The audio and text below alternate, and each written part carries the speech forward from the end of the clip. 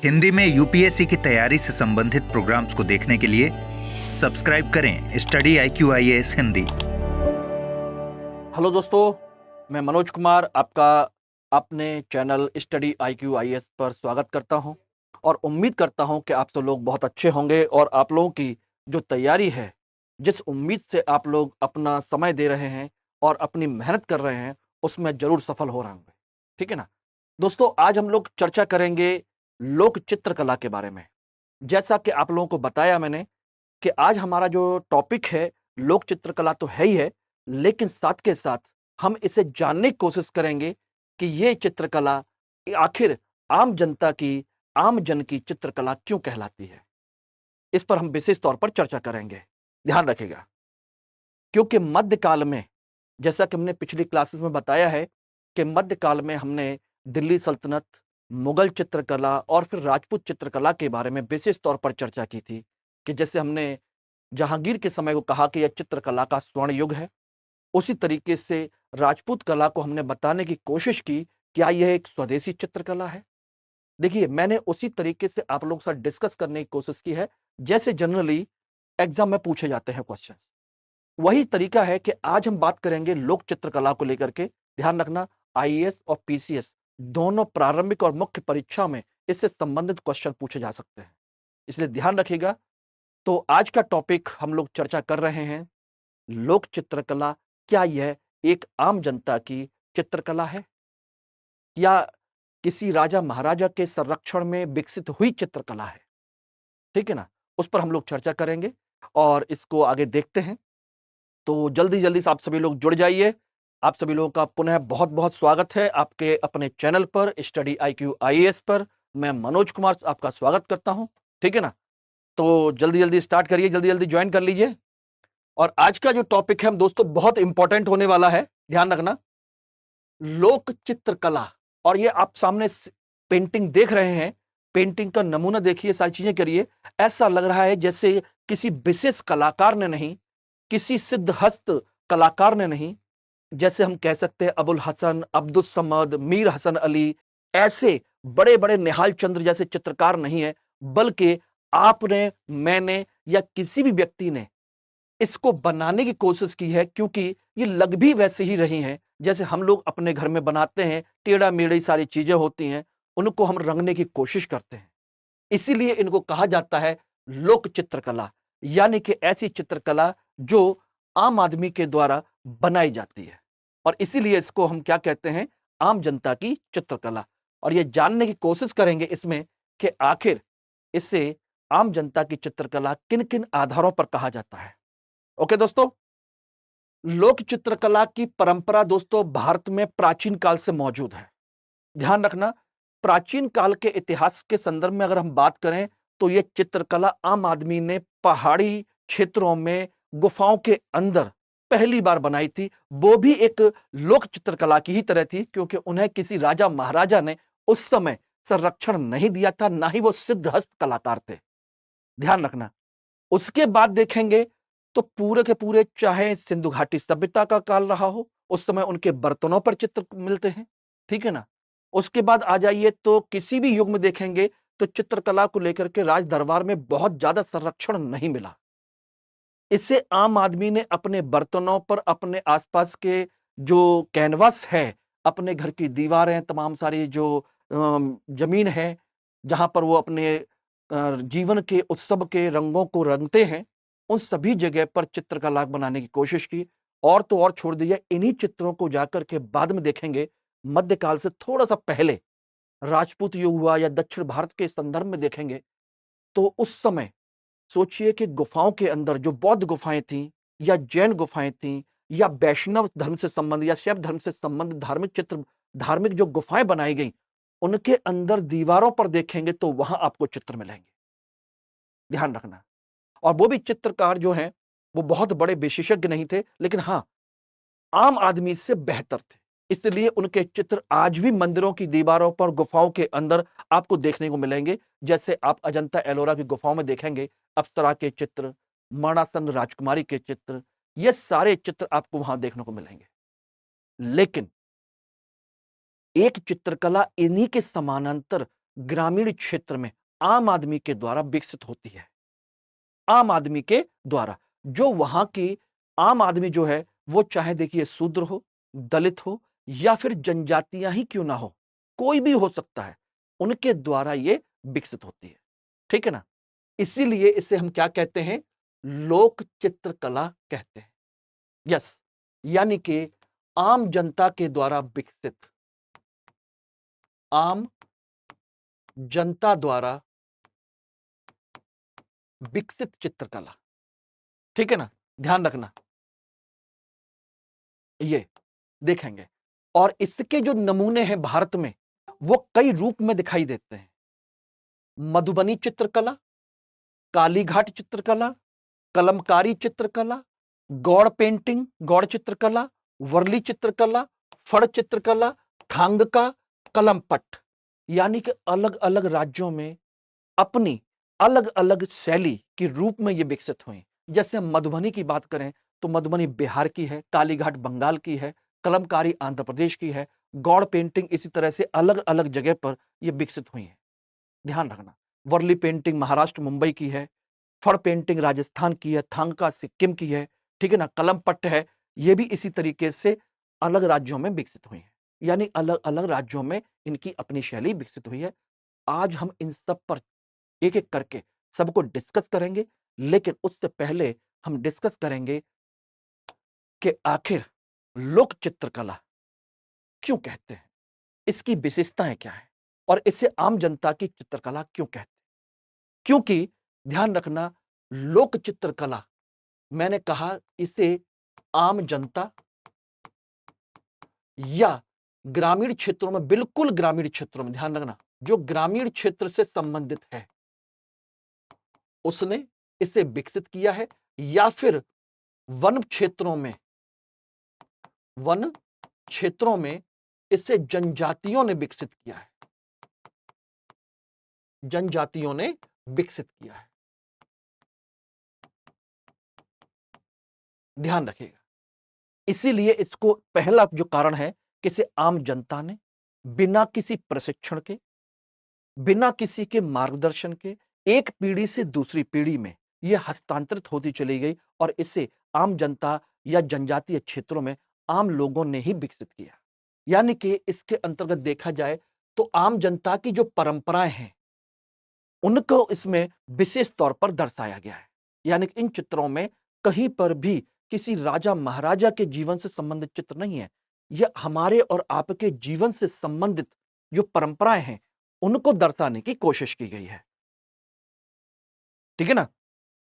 ध्यान रखना, और यह किसी भी कागज पर या कपड़े पर बहुत कम है। कागज तो था ही नहीं और आज भी नहीं है। इनको मूलतः, ध्यान रखना, दीवार पर या जमीन पर इनका चित्रांकन किया जाता है, यानी कि बड़े से आकार में। यानी बड़े कैनवस का मतलब छोटा कागज का टुकड़ा नहीं या कपड़े का टुकड़ा नहीं है, बल्कि एक बड़े कैनवस पर, यानी पूरे घर की दीवार को हम सजाते हैं, उस दीवार पर रंगाई पुताई करते हैं, सारी चीजें करते हैं, उसमें ये सारी चीजें आपकी आती हैं। कभी कभी कुछ कुछ जगह पर कपड़े का भी प्रयोग किया जाता है, लेकिन कपड़ा भी छोटा मोटा नहीं, बल्कि दीवार के आकार के बड़े कपड़े पर इसका चित्रांकन किया जाता है। यानी कि हम कहते हैं कि यह बड़े कैनवस पर अब बनाई जाती है। जबकि राजा महाराजा और अन्य जो चीजें होती हैं उनका अपना एक फिक्स साइज होता है, इतने बड़े चीज में, या किताब के आकार की होती हैं, वो कागज पर बनाई जाती है या कपड़ों पर बनाई जाती है। लेकिन ये बड़े कैनवस पर, आम दीवार पर, जमीन पर, जो हमारे घर का द्वार होता है, द्वारचार होता है, ठीक है ना, गेट पर रंगोली के रूप में बनाई जाती है। ठीक है ना? इनमें एक चीज और ध्यान रखिएगा, इनमें सामाजिक धार्मिक उत्सव के चित्रांकन किया जाता है। यानी कि इसमें हम जीवन के खुशहाल पक्षों को हम लेकर के चलते हैं। यानी कि हमारे जो समाज में, जैसे किसी के घर में कोई उत्सव हो रहा है, खुशी का कोई त्योहार है, खुशी का कोई फंक्शन है, ध्यान रखना, कोई त्योहार है, जैसे किसी घर में कोई बच्चा पैदा हुआ, ठीक है ना, या कोई उत्सव आया, या उसकी कोई फसल कटी, या कोई ऐसी चीजें हैं जो किसी विशेष उत्सव पर मनाई जाती हैं, उनको इसमें दर्शाने की कोशिश की जाती है। जबकि राज दरबार में राजा महाराजाओं के चित्र बनते हैं, राधा रानी के चित्र बनते हैं, इस तरह की चीजें। लेकिन यहां पर ये आपके सामाजिक धार्मिक उत्सव के समय पर इनका चित्रांकन किया जाता है। क्यों? क्योंकि दोस्तों यही हमारे जीवन का आनंद और उल्लास का दिन होता है। हम इसी को तो सेलिब्रेट करते हैं। एक आम आदमी के जीवन की खुशियां क्या होती हैं? यही छोटी-छोटी चीजें होती हैं और इस समय हम क्या करते हैं? अपने घर को रंगाते हैं, सजाते हैं और इसी में अपनी खुशी मनाते हैं। इसलिए ये जीवन के खुशहाल पक्ष पर बल देती है। ठीक? इनमें ध्यान रखना, हम किसी विशेष प्रकार के ब्रश का उपयोग नहीं करते, प्राकृतिक संसाधन का उपयोग करते हैं। यानी कि प्राकृतिक जो कूची होती है, उसका उपयोग करते हैं, कूची का। यानी कूची भी किससे बनाई जाती है पता है? बेलें होती हैं, जो आपकी बेल लताएँ होती हैं, उनको सुखा कर के उनके अंदर जो रेशे होते हैं, उनसे उनकी कूची बनाई जाती है।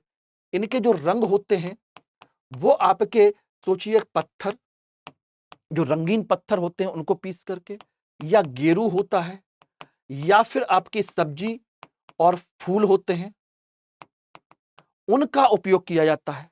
ठीक है ना? आपके चावल का उपयोग किया जाता है। चावल को पीस करके सफेद रंग, अब ये देख रहे हैं, ये गेरू है और सफेद रंग से ये आपकी वर्ली पेंटिंग को बनाने की कोशिश की गई है। ये आपकी कलमकारी है, जो कलम से बनाई जा रही है। ये आपकी मधुबनी पेंटिंग है, ये कालीघाट पेंटिंग है। ध्यान रखना। तो इसमें प्राकृतिक संसाधन, प्राकृतिक रंगों का उपयोग किया जाता है, यानी किसी प्रकार के केमिकल कलर का नहीं। यानी कि हमारे चारों तरफ जो बिखरे हुए रंगीन जो भी प्रकृति है, उन सभी रंगीन प्रकृति के तत्वों से इनको हम अपनाते हैं और उन्हीं से रंग बना करके इसका चित्रांकन करते हैं। इसलिए ये जो कला है, लोक चित्रकला, हमारी जमीन से जुड़ी हुई है, प्रकृति से जुड़ी हुई है। यानी कि हमने प्रकृति को आत्मसात किया हुआ है, प्रकृति ने हमको आत्मसात किया हुआ है। इसमें किसी प्रकार का कोई प्रदूषण नहीं, किसी प्रकार की कोई समस्या नहीं, सब कुछ प्राकृतिक है, ए टू जेड। ध्यान रखना। और खास बात यह है कि यह चित्रकला मूलतः महिला प्रधान है।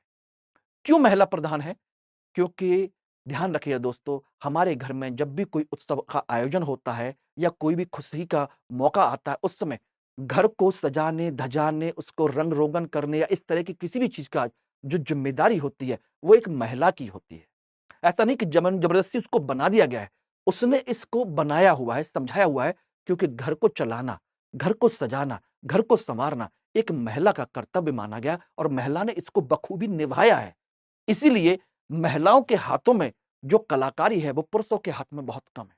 इसलिए लोक कला जो है मूलतः महिला प्रधान है। ध्यान रखना। यानी इन चित्रों का अंकन मूलतः महिलाओं के द्वारा किया जाता है। ध्यान रखिए, मूलतः महिलाओं के द्वारा किया जाता है। ठीक है ना? और इसमें जो दृश्य हैं, ध्यान रखना दोस्तों, वो दृश्य आपके प्राकृतिक दृश्यों को विशेष तौर पर अपनाया जाता है। यानी कि इनमें धार्मिक दृश्य कम, देवी देवताओं का चित्र बहुत कम है। ऐसा नहीं है देवी देवताओं के चित्र नहीं है, लेकिन मूलतः प्राकृतिक चीजों को अपनाने की कोशिश की गई है, प्राकृतिक दृश्यों की। जैसे ये देखेंगे तो इनमें कहीं पर केवल सूर्य को छोड़ दिया जाए तो बाकी सब चित्र कैसे हैं? प्राकृतिक हैं, प्राकृतिक दृश्य हैं। जो हमारे दिमाग में आया, जो हमने प्रकृति में देखा, उसी को बनाते हैं, उसी से सजाने की कोशिश करते हैं। इसीलिए इस संदर्भ में हम कह सकते हैं कि यह जो चित्रकला है, लोक चित्रकला, इसलिए आम आदमी की चित्रकला है, क्योंकि आम आदमी के जीवन से जुड़ी हुई है। आम आदमी का जो प्रकृति के साथ साथ एक जो संबंध है, वहां से जुड़ी हुई है। आम आदमी के जो जीवन के खुशहाल पक्ष हैं, उससे जुड़ी हुई है। ठीक है ना? आम आदमी ही इसको बनाता है, आम आदमी ही इसको सेलिब्रेट करता है। यानी कि हर तरीके से ये आम आदमी से ही संबंधित है और आम आदमी प्रकृति के अनुकूल रहता है। यही है खास बात। इसीलिए इसे कहते हैं कि यह चित्रकला आमजन की चित्रकला है। इसमें किसी विशेषज्ञता की जरूरत नहीं।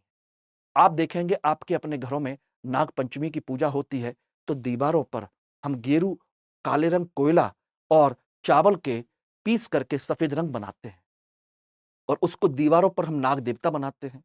उन पर हम अपने जो जिन पूजा का सामग्री होती है उसको चढ़ाते हैं, उनकी पूजा करने की कोशिश करते हैं। ध्यान रखिएगा। अब तो सोचिए राखी, रक्षाबंधन वगैरह पे हम देखते हैं कि तो बहुत अच्छी-अच्छी बहुत सारी धातुओं की, सोने की, चांदी की राखियाँ आती हैं। पहले ये सब नहीं होता था, केवल एक धागा होता था, उसमें रुई से लिपटा हुआ रंगीन एक रुई का टुकड़ा होता था और उसी को बांधा जाता था। यही था सब कुछ, यही है। इसी से सेलिब्रेशन होता था पहले। अब चूंकि हम थोड़े से विकसित होने लगे हैं, इसलिए चीजें भी बदल गई हैं। क्यों दोस्तों? ऐसा ही है ना? तो समझ में आ गया कि इससे लोक चित्रकला क्यों कहते हैं। अब यही क्वेश्चन पूछ लिया जाए कि भारत में लोक चित्रकला की एक महान परंपरा रही है, उनकी प्रमुख विशेषताओं को स्पष्ट करिए और बताइए कि इसे हम आम जन की चित्रकला क्यों कहते हैं। यह मुख्य परीक्षा का प्रश्न हो सकता है आपसे। देखिए, मैं इसलिए बताने की कोशिश कर रहा हूं क्योंकि मैं बार बार आपसे कहता हूं, आप बहुत मेहनत कर रहे हैं, बहुत मेहनत करके यहां तक आते हैं, क्लास ज्वाइन करते हैं, ठीक है ना? अपना पैसा, अपना समय दोनों देते हैं और उद्देश्य जो है उसका कुछ तो आपको मूल्य मिलना चाहिए, जो आप दे रहे हैं। आपका समय सबसे कीमती है हमारे लिए। बस इसलिए हम चाहते हैं कि आप टू द पॉइंट पढ़ें और इसी में एंजॉय करें। बाकी एंजॉय करने के लिए तो आपके पास अलग भी समय हो सकता है, उसमें भी कर सकते हैं, लेकिन जब यहां पर हो तो कम से कम पढ़ने की कोशिश कीजिएगा, ठीक है ना? अब बात करते हैं हम एक एक करके कौन कौन सी चित्रकला कहां कहां पर विकसित हुई। मधुबनी चित्रकला बिहार के मिथिला, दरभंगा और नेपाल के क्षेत्र में ये चलती है, वहां पर इसका चित्रांकन किया जाता है और यह चित्रकला मूलतः महिलाओं के द्वारा की जाती है। ध्यान रखना, इसमें प्राकृतिक रंगों यानी कि सब्जी या फल फूल इनके रंगों का प्रयोग किया जाता है। इसमें सूर्य, चंद्रमा, तुलसी के पौधे का विशेष तौर पर प्रयोग किया जाता है। ध्यान रखना, और इसमें फूल पत्ती, पशु पक्षी और ज्यामितीय संरचनाओं का प्रयोग किया जाता है, बनाई जाती हैं। देख रहे हैं ज्यामितीय संरचनाएं, ये आपकी सोचिए एक प्रकार से क्या है, मधुबनी पेंटिंग का एक नमूना है। अब मधुबनी पेंटिंग बिहार की एक बहुत ही बेहतरीन चित्रकला का एक रूप है, ठीक है ना? इसकी खास बात क्या है, इसमें महिलाओं या पुरुषों का जो चेहरा दिखाया जाता है वो छोटा होता है, नुकीली नाक होती है और आंखें थोड़ी सी बड़ी होती हैं। ये देखेंगे आपको, इनकी नाक थोड़ी नुकीली दिखेगी, तुलनात्मक रूप से चेहरा छोटा है और आंख देखिए, आंख ऐसा लग रहा है जैसे पूरे चेहरे पर एक ही आंख बना दी गई है, बड़ी बड़ी आंखें। ये इसकी खास विशेषता है, ध्यान रखना। और रंगों का संयोजन आप देखिए, कितना बेहतरीन तरीके से रंगों का संयोजन इस पर किया जाता है, यही है। और ये मूलतः महिला प्रधान है।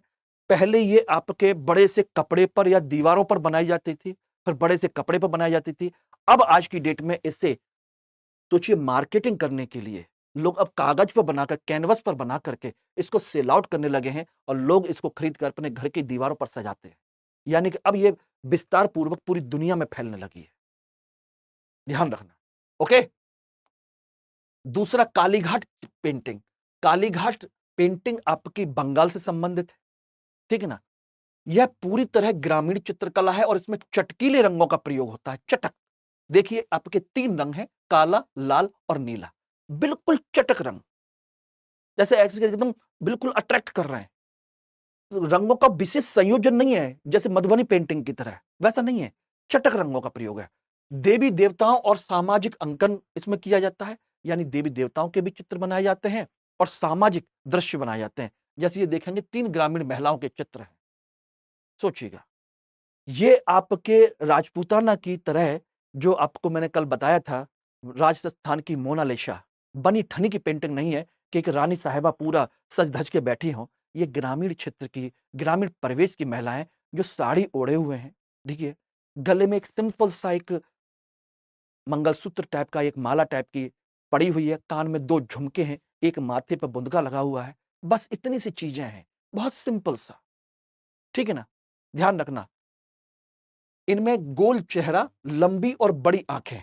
ये देखिए, ऐसा लग रहा है कि आंखें चेहरे से बाहर निकली चली जा रही हैं। चेहरा तुलनात्मक रूप से गोल है, आंखें बड़ी हैं, ध्यान रखना। और इसमें अब इनका उपयोग कपड़ों पर करके, अब इनका उपयोग किस पे किया जाता है? नाटक रंगमंच के जो पीछे पर्दे होते हैं ना, उन पर इनका उपयोग किया जाने लगा है, ध्यान रखें। और यही परंपरा उड़ीसा में पट्टचित्र के रूप में विकसित हुई है। इसी, ये जो कालीघाट पेंटिंग है, यही बिल्कुल इसी तरह की परंपरा आपके कहां चली गई? पट्टचित्र, यानी कि कपड़े पर उड़ीसा में विकसित होने लगी। इसी को उड़ीसा में क्या कहते हैं? पट्टचित्र कहते हैं। जिसमें शास्त्रीय और लोक तत्वों को का समावेशन किया गया है। Everybody, it is okay? चलिए, और सबसे महत्वपूर्ण चीज आप लोगों के लिए, इसको मेरी एक जिम्मेदारी भी है और आप लोगों के लिए जरूरी भी है। यह मत समझिएगा कि हम इसके बारे में क्यों बता रहे हैं, क्योंकि आप जैसे बहुत सारे छात्र हैं जो 2024 का में अपना सिलेक्शन देखना चाहते हैं, जिनको कोचिंग करनी है, लेकिन समझ में नहीं आ रहा कि कौन सा कहां कैसे करें, किस तरीके से करें। तो उसके लिए आपको बता दें कि 2024 का हमारा इवनिंग का सेकंड बैच लॉन्च हो चुका है। 31 जुलाई इसके एडमिशन की लास्ट डेट है और बैच स्टार्ट हुआ है शाम को 6 बजे। अभी 2 दिन क्लास हुए हैं। ये आपका हिंदी, इंग्लिश और इंग्लिश तीनों भाषाओं में इसको लॉन्च किया गया है और इसकी फीस मात्र 29,000 है यदि आप एम के लाइव कोड इस्तेमाल करते हैं। इसमें सबसे बड़ी चीज ये है कि जिन लोगों को समझ में नहीं आता कि हम कौन सा बैच ज्वाइन करें, कैसे बैच ज्वाइन करें, इसके लिए आप मुझसे कांटेक्ट कर सकते हैं। मेरी जिम्मेदारी पर इस बैच में आप एडमिशन ले सकते हैं। यह केवल 2024 का टारगेट तो है, लेकिन इसकी वैलिडिटी आपको 2 साल से ज्यादा मिलती है। यानी कि जिन लोगों को 2025 का एग्जाम भी देना है ना, उन लोगों के लिए बेनिफिशियल है, क्योंकि इसको 1 साल के लिए और एक्सटेंड किया जाता है। आप लोगों के लिए ध्यान रखिएगा, फीस इतनी ही होगी, अलग से कोई फीस नहीं है। इतनी फीस में आपको एक्सटेंशन दे दिया जाएगा। अब सोचना, अब इसकी खास बात क्या है? इसकी खास बात है 4 स्टेज की हमारी रणनीति। यही हमारे इंस्टीट्यूट का, हम लोगों का एक विशेष, कहा जाए कि उद्देश्य, विशेष कंसेप्ट है कि हम पहली स्टेज में यानी कि 10 जनवरी से पहले आपके प्रारंभिक और मुख्य परीक्षा के फाउंडेशन कोर्स को पूरा तैयार कराएंगे अभी से लेकर के। सेकंड स्टेज में प्रारंभिक परीक्षा के समय में पूरी प्रारंभिक परीक्षा पर फोकस करेंगे विद टेस्ट सीरीज और सीसेट, ठीक है ना। तीसरी स्टेज है हमारी मेंस की, जो आपके अगले साल जून से लेकर सितंबर तक चलेगी। उन लोगों के लिए देखिए, रेगुलर क्लास तो चलेंगे। सबसे बड़ी चीज है जो प्रारंभिक परीक्षा पास करेंगे उन लोगों के लिए मेंस रेजिडेंशियल प्रोग्राम हम लॉन्च कर रहे हैं, जिसमें आपको यहां पर अपने प्रेमाइस पर 4 महीने की पूरी तैयारी कराएंगे, अपने प्रेमाइस पर ही दिल्ली में बुला करके, और आपको 4 महीने तक रहने खाने की पूरी व्यवस्था संस्थान की तरफ से होगी। आपको केवल पढ़ना है और पढ़ना है और पढ़ना है। इसमें हमारी पूरी टीम, आपके पूरे मेंटर्स आपके साथ दिन रात मेहनत करेंगे, आपकी प्रैक्टिस कराएंगे, इतनी प्रैक्टिस कराएंगे कि आपके हाथ दर्द हो जाए लेकिन रिजल्ट आ जाए। बस एक-एक चीज, करंट का, एथिक्स का, इंटरनेशनल रिलेशन का, जो भी इंपॉर्टेंट मेंस के टॉपिक हो सकते हैं, उन सब की आपके साथ गाइडेंस भी दी जाएगी, साथ के साथ प्रैक्टिस भी कराई जाएगी। ध्यान रखना, ये हमारा मेंस का रेजिडेंशियल प्रोग्राम का कंसेप्ट है और इसमें टारगेट ये है कि हम इसमें 50% यानी कि जीएस में 400 से ज्यादा नंबर आपके लेके आए, यानी 40% से कहीं ज्यादा। ये मिनिमम है, हमारा टारगेट है कम से कम 50% से ऊपर जीएस में नंबर लाए जाए, ठीक है ना। ध्यान रखना। और उसके बाद इंटरव्यू का प्रोग्राम। इंटरव्यू का प्रोग्राम मेंस परीक्षा के बाद नहीं है, मेंस तो रिजल्ट के बाद नहीं है, बल्कि मुख्य परीक्षा देने के तुरंत बाद ही शुरू होगा, अक्टूबर से ही। यानी 4 से 5 महीने का ये मेंटरशिप प्रोग्राम होगा आपके पर्सनैलिटी डेवलपमेंट के लिए। ध्यान रखना, क्योंकि पर्सनैलिटी टेस्ट जो होता है, इंटरव्यू जिसे कहते हैं दोस्तों, 10-5 दिन के अंदर तैयारी नहीं होती, उसकी अच्छी खासी तैयारी हमको तुरंत बाद करनी होती है। तो हम अभी से उसकी तैयारी करेंगे। उसमें हमारे साथ के जितने भी रिटायर्ड आईएएस अधिकारी हैं, वो सब आपको एक-एक करके आपको एक-एक चीज समझाएंगे, ठीक है ना। इस नोट्स में, इसमें प्रोग्राम में आप लोग क्या मिलेगा? लेक्चर के नोट जो हम लोग पढ़ाते हैं वही आपको उपलब्ध कराए जाते हैं, same to same, hand written form में। Mentorship, test series, books, live classes और मुख्य परीक्षा आवासीय कार्यक्रम, ये सब कुछ है ही मात्र 29,999 रुपए में। सोचिए, तो जल्दी कीजिए। जिन लोगों को समझ में नहीं आ रहा है वो लोग मुझसे कांटेक्ट भी कर सकते हैं, मुझसे गाइडेंस भी ले सकते हैं, मेरे साथ मिलकर के आगे बढ़ भी सकते हैं।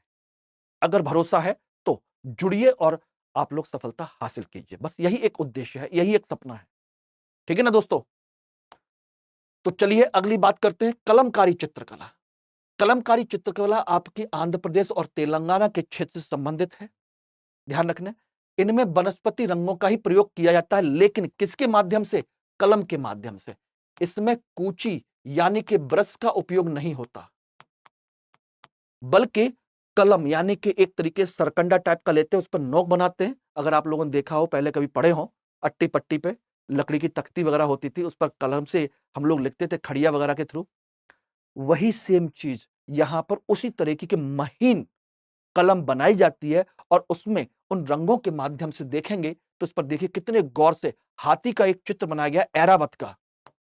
जो इंद्र का जो हाथी है ऐरावत, उसका चित्र बनाने की कोशिश की है। कितना बेहतरीन सुसज्जित तरीके से, बिल्कुल महीन कारीगरी, क्योंकि इतनी महीन कारीगरी ब्रश से नहीं हो सकती, कलम से ही संभव है। इसलिए कपड़ों पर होती है, कपड़ों पर हाथ से बारीक चित्रांकन होता है। विशेष तौर पर इसमें काले रंग का प्रयोग किया जाता है, विशेष तौर पर ध्यान रखना। लेकिन इसमें अन्य रंग भी हैं, ऐसा नहीं है, अन्य रंग भी हैं, ऐसा मत समझिएगा। इसमें रामायण और महाभारत के चित्रों का यानी धार्मिक चित्रों का चित्रांकन बहुत ज्यादा है। लेकिन ध्यान रखना, अलंकृत बॉर्डर इसकी विशेष पहचान है, लेकिन ब्रश का प्रयोग नहीं। देखेंगे इसका बॉर्डर देखिए पहले, और इस बॉर्डर में देखिए कितनी बेहतरीन महीन कारीगरी के माध्यम से इसके बॉर्डर को तैयार किया गया है। ये इसकी खास बात है। ओके, अगला आ जाइए गौड़ चित्रकला। मध्य प्रदेश और छत्तीसगढ़ की गौड़ जनजाति के द्वारा इसको विकसित किया गया है। यह आम आदमी की चित्रकला है, बिल्कुल जनजातीय लोगों के द्वारा। यह चित्रकला बिल्कुल सादगी और सरलता के साथ होती है, प्राकृतिक चित्रों की। इसमें दैनिक जीवन से संबंधित घटनाओं के चित्र बनाए जाते हैं, किसान और उसके परिवार के चित्र, सामाजिक समारोह के चित्र, बच्चों के खेलते हुए चित्र या किसी भी प्रकार के चित्र। और यहां देख रहे हैं दो लोग हैं, एक करतब दिखा रहा है, दूसरा ढोलक बजा रहा है। सोचिएगा, आम आदमी की तरह ही लग रहा है ना, जैसे एक आदिवासी है और एक व्यक्ति ढोलक बजा रहा है और दूसरा व्यक्ति उल्टा लटक करके, उल्टा होकर के करतब दिखाने की कोशिश कर रहा है। यह कहीं कोई धार्मिक नहीं है, और प्रकृति है, पीछे खेत है, मैदान है, एक पेड़ है। सिंपल सादगी देखिए कितनी बेहतरीन है। इसमें किसी महीन कारीगरी की जरूरत नहीं है। ध्यान रखना, पहले ही प्रारंभ में ये दीवार पर बनाए जाते थे, अब बाद में इनको अब कागज पर बनाया जाने लगा है, क्योंकि इनमें से एक भी कला आज तक विलुप्त नहीं हुई, बल्कि और ज्यादा विकसित होती चली गई। ठीक है ना, ध्यान रखिएगा एवरीबॉडी। वर्ली पेंटिंग, ये आपके वर्ली बहुत ही बेहतरीन, बहुत ही अच्छी और दुनिया भर में पहचान बनाई जाने वाली पेंटिंग है। महाराष्ट्र के ठाणे जिले में जनजातियों के द्वारा विकसित हुई थी। अब पूरे महाराष्ट्र, बंबई वगैरह में यह पूरे में प्रचलित है। ठीक है ना, यह पूरी तरह से गैर धार्मिक कला है। होती बनाई तो जाती है धार्मिक उत्सव या सामाजिक उत्सव के समय ही, लेकिन कला पूरी तरह से गैर धार्मिक है। क्यों? क्योंकि इस चित्र में कहीं पर भी आप देखेंगे तो किसी भी देवी देवता का चित्र नहीं बनाया जाता। यह आम आदमी के जीवन से संबंधित घटनाओं के चित्र बनाए जाते हैं। ध्यान रखना, यानी कि शुभ अवसर पर दीवारों पर चित्रण किया जाता है लाल और सफेद रंग से। विशेष तौर पर इसमें जो स्थानीय वस्तुएं होती हैं लाल और सफेद रंग से बनाई जाती हैं, जिनमें चावल है, गेरू है, सब्जियों के रंग हैं, इनका उपयोग किया जाता है। मूलतः इसमें स्त्री पुरुष, पेड़ पौधे, पशु पक्षियों के चित्र होते हैं। लेकिन खास बात क्या है, रेखा गणित और ज्यामिति संरचनाएं, वृत्त और त्रिभुज का विशेष तौर पर प्रयोग होता है। विशेष प्रयोग है, इसलिए मैंने रेड कलर में इसको मार्क किया हुआ है। यहां देखेंगे तो सभी लोगों के देखिए, जो जितने भी पुरुष बनाए गए या ये बनाए गए हैं, इंसान बनाए गए हैं, इनको देखिए, सबके चेहरे गोल और शरीर की संरचना कैसी है, ऊपर से यूं और नीचे से भी यूं। ये देखिए इस तरीके से ये रहा। ठीक है ना, एक हाथ यूं गया और दूसरा हाथ कमर पे आ गया, इस तरीके से गोल और रेखीय प्रयोग है, ज्यामिति संरचनाएं हैं। ध्यान रखना, ये घर टाइप का बनाया गया है, ये घर टाइप का, ये झोपड़ी टाइप की, ये अच्छे से थोड़े घर हैं, ये एक पेड़ बनाया गया है। ऊपर देखिए एक मुर्गा बैठा हुआ है। ठीक है ना, ये पक्षी उड़ रहे हैं, पेड़ पौधे हैं, और ये विभिन्न प्रकार के अलग अलग गतिविधियों में लगे हुए लोग हैं। कोई घास फूस लेके आ रहा है, कोई अनाज लेके जा रहा है, कोई पानी लेकर के आ रहा है, कोई अनाज को साफ कर रहा है, कोई कुछ कर रहा है। यानी कि ये भेड़ बकरी टाइप की पली हुई दिखाई दे रही हैं घास फूस के साथ में। देखिए ये आपके धान को पीट रहे हैं, साफ कर रहे हैं। इस तरह की चीजें आप देखेंगे तो आम आदमी के जीवन से संबंधित सारी घटनाएं, लेकिन किसी देवी देवता का चित्र नहीं है। इस तरह के चित्रांकन किया जाता है इस वर्ली पेंटिंग में। जितने भी देखेंगे सब आपको ऐसे ही मिलेंगे। यहां पर तो एक है ही है, साथ के साथ इसमें वृत्त का विशेष तौर पर भी उपयोग किया जाता है। इसमें वृत्त का उपयोग ज्यादा नहीं है, यहां पर तो केवल सर्किल का उपयोग सर बनाने के लिए किया गया है। अगर आप इसी को देखेंगे तो आपको मैं दिखाता हूं, ये देखिए, ये है वर्ली पेंटिंग। यानी कि इसमें भी स्त्री पुरुष गोल आकार में बने हुए और गोल आकार में एक दूसरे के साथ अटैच्ड हैं। ये देखिए, ये जो चित्र बनाए गए ना, ये स्त्री पुरुषों के हैं, गोल गोल आपस में हाथ पकड़े हुए, उसी तरीके के गोलाकार बना हुआ है, जैसे नाच रहे हों। ये गोल बनाए गए हैं, ये इनकी परंपरा है डियर, ध्यान रखिएगा। ओके, क्लियर हो गया वर्ली पेंटिंग, महाराष्ट्र, मुंबई। अगला अगला है फड़ चित्रकला, राजस्थान के विशेष तौर पर भीलवाड़ा। अब तो पूरे राजस्थान में मिलती है फड़ चित्रकला। फड़ का मतलब होता है एक जगह, और फड़ कहते हैं जनरली यहां पर एक व्यक्ति एक अपनी जगह बना करके बैठता है, उसको फड़ कहा जाता है। जैसे देवनारायण जी की फड़ है, बापू जी की फड़ है, कृष्ण जी की फड़ है, इस तरह की फड़ होती हैं। और इनमें जो चित्र बनाए जाते हैं वो कपड़ों पर बनाए जाते हैं, बड़े आकार के कपड़ों पर। और ये मूलतः धार्मिक चित्रकला के साथ जुड़ी हुई है, धार्मिक भी है। और इसमें जो चित्रकला होती है, ध्यान रखना, एक कहानी के रूप में होती है। यानी कि एक ही कपड़े पर जो चित्रकला बनाई जाती है वो कई सारे टुकड़ों में होती है, अलग अलग कहानी कहते हुए। और बाकायदा राजस्थान में देखेंगे, हमारे यहां भी कभी कभी पूजा पाठ होती है तो उसमें राजस्थान से कलाकार आते हैं जो पूजा पाठ कराते हैं, और उनके सामने इसी तरह के वो चित्र का पूरा कपड़ा टांग देते हैं। फिर उसमें बजाते रहते हैं, गाते रहते हैं, बजाते रहते हैं, गाते रहते हैं, और एक एक कहानी बताते रहते हैं कि इस जगह पर क्या हुआ था, इस जगह पर क्या हुआ था, ये कहानी का जो दृश्य है, ये जो दृश्य है वो किससे संबंधित है, ये जो दृश्य है वो किससे संबंधित है, ये दृश्य किस घटना से संबंधित है। इस तरह से पूरी कहानी इसमें दिखाई देती है। जैसे ये देखेंगे, स्त्रियां हैं, आपस में झूला झूल रही हैं, ठीक है ना। फिर उनके उत्सव का आयोजन हो रहा है। ये सोचिए, बारात आ रही है, फिर बारात के बाद में यहाँ पर उनका विवाह संस्कार संपन्न हुआ। यहाँ से वो ये सोचिए किस तरह से विदा हो रही है, किस तरह से वो अपने घर में पहुंच रही है, और वहां पर पहुंच करके अपने ससुराल में उसका किस तरह से स्वागत हो रहा है। यानी पूरे एक चित्र में एक लड़की के अपने यौवन काल से लेकर के अपने ससुराल तक पहुंचने के विभिन्न दृश्यों को दर्शाया गया है। यह कहानी है, किस तरीके से है एक ही चित्र में, और यह राजस्थान की विशेषता है, ठीक है ना। पेंटिंग का जो बॉर्डर होता है वो काले रंग से स्पेशली बनाया जाता है। ये देखेंगे, पेंटिंग का बॉर्डर विशेष तौर पर काले रंग का। लेकिन ध्यान रखना, इसमें आपके प्राकृतिक रंग तो है ही, कच्चे रंग का प्रयोग किया जाता है। इसमें लाल और सुनहरा रंग, क्योंकि लाल और सुनहरा रंग राजस्थान का विशेष रंग है। ध्यान रखना, काला तो है ही है, ये सुनहरा रंग और लाल रंग ये वहां की विशेषता है। सफेद रंगों से चित्रांकन है, ये सारी चीजें हैं। ये है फड़ चित्रकला। इनमें 2-3 फड़ आपकी आती हैं, जैसे कृष्ण दल की फड़, ठीक है ना, बापू जी की फड़, देवनारायण जी की फड़। और ये हो सकता है कि ये जो शादी का, विवाह का, संस्कार का कंसेप्ट हो सकता है कि ये किसी राजकुमारियों का या किसी देवी देवताओं के वंश से संबंधित उनके विवाह का संपन्न हो सकता है। ये सीता और राम की शादी का भी चित्र हो सकता है, किसी का भी हो सकता है। ध्यान रखिएगा, ये कहानी के ऊपर डिपेंड करता है कि वो किसका चित्र बनाते हैं।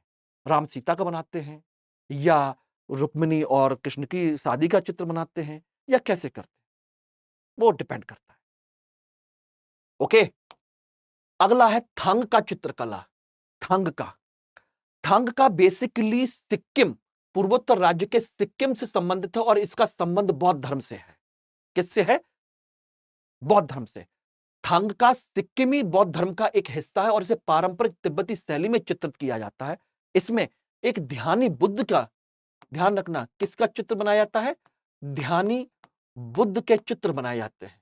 और वैसे भी आप जानते हैं, सिक्किम हुआ, तिब्बत हुआ, ये क्षेत्र जो है पूरे बौद्ध धर्म से प्रभावित है, तो नेचुरल सी बात है उसी संबंधित चित्र भी होंगे। ध्यान रखिएगा, इसमें महज सौंदर्य की मूल वस्तु से कहीं अधिक थंग का धर्म का एक हिस्सा है। केवल इसकी चित्र का जो कंसेप्ट है वो सुंदरता का नहीं है, बल्कि धर्म का एक हिस्सा है। हम अपने घर में लगाते हैं उसको।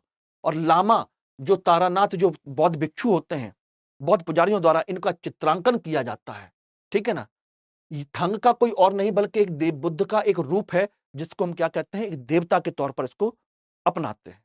ध्यान रखना, उन्हीं के जीवन से संबंधित सारी चीजों का चित्रांकन इसमें किया जाता है। इसमें प्राकृतिक रंगों का प्रयोग किया जाता है। परंपरागत पानी में घुलनशील जो द्रव होते हैं, जैसे गोंद या अन्य जो प्राकृतिक चीजें होती हैं, उनसे इनका चित्रांकन किया जाता है। यानी कि पत्थर लाए जाएंगे, गोंद लाया जाएगा, फूल पत्तियां लाई जाएंगी, उनको पानी में डाल करके उनका रंग निकाला जाएगा, फिर उस रंग को थोड़ा गाढ़ा किया जाएगा उबाल करके या कैसे भी, फिर उससे इनका चित्रांकन किया जाएगा। ये इस तरह से इनका उपयोग होता है, ठीक है ना, ध्यान रखिएगा। और एक देखेंगे आपकी कलम पट्ट चित्रकला। कलम पट्ट जो चित्रकला है वो भारत के केरल राज्य से संबंधित है, भारत के केरल राज्य से संबंधित है। और ये मूलतः जमीन पर बनाई जाती है या कालीन पर कारपेट टाइप की बनाई जाती है। होती धार्मिक ही है, लेकिन पैर रखने के लिए नहीं होती, देवी देवताओं के तौर पर ही होती है, ध्यान रखना।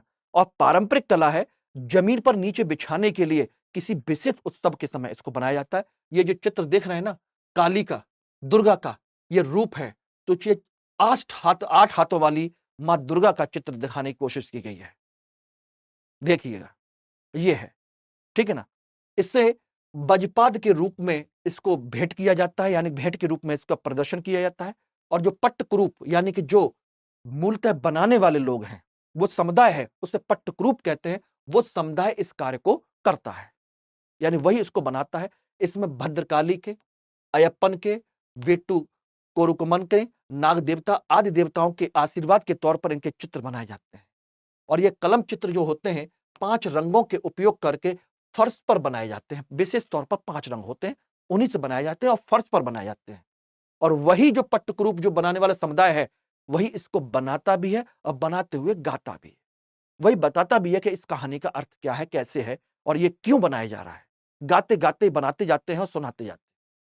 इस तरीके से कलम पट्ट चित्रकला है।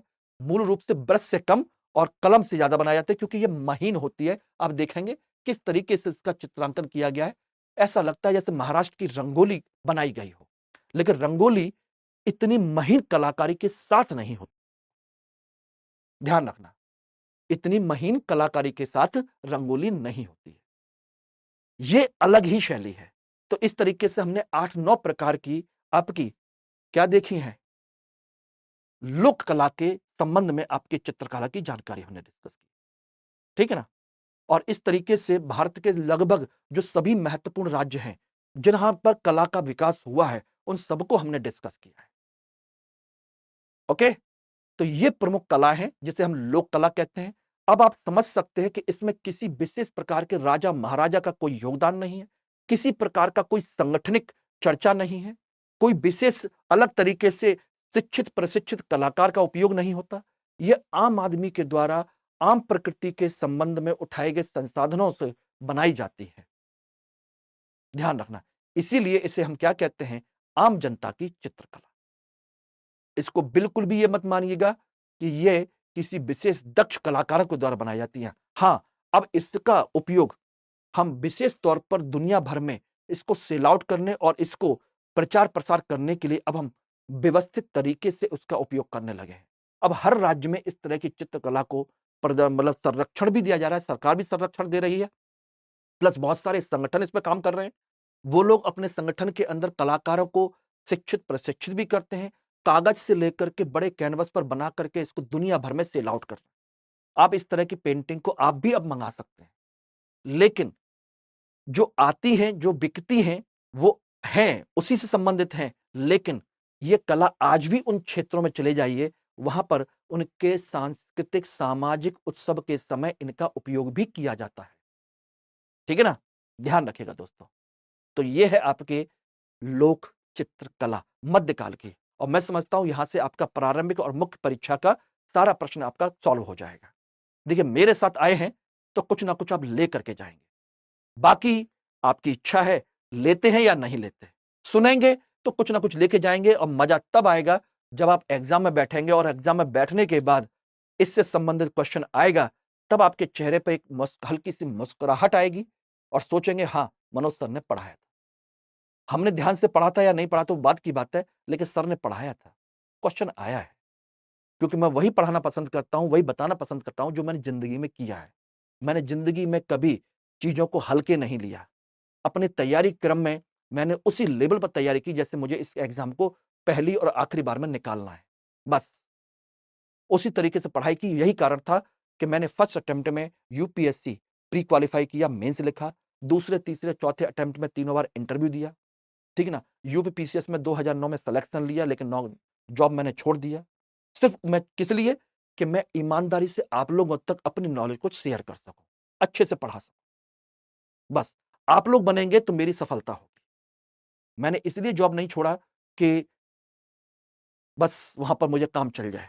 मैंने जॉब इसलिए छोड़ा कि मैं आप लोगों को अच्छे तरीके से पढ़ा सकूं, अच्छे तरीके से काम कर सकूं। ओके दोस्तों, तो चलिए फिर मिलते हैं। और जिन लोगों को मेरे से संपर्क रखना है, मेरे साथ जुड़ना है, किसी तरह की गाइडेंस चाहिए, कुछ भी चाहिए, जो पूछना है, यू मे आस्क। ये मेरा कोड है जिसके थ्रू कोई भी कोर्स स्टडी IQ पर परचेज करते हैं तो इसके थ्रू आपको अच्छा खासा डिस्काउंट मिल जाएगा। और ये मेरे Telegram link, Instagram, mail ID, ये तीनों हैं। और ये इंस्टाग्राम वो टेलीग्राम का आपका वार कोड है जिसके थ्रू आप मुझसे कांटेक्ट कर सकते हैं, जुड़ सकते हैं। कमेंट बॉक्स में वहां जाकर के मुझसे बातचीत कर सकते हैं। सारी चीजें हो सकती हैं, बस आप पढ़ना चाहिए। आलतू फालतू चीजों के लिए नहीं है बेटा, ध्यान रखिएगा।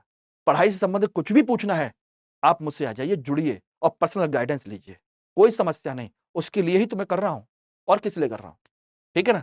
चलिए, all the best, have a nice day, thank you very much. Hindi में यूपीएससी की तैयारी से संबंधित प्रोग्राम्स को देखने के लिए सब्सक्राइब करें स्टडी IQ IAS हिंदी।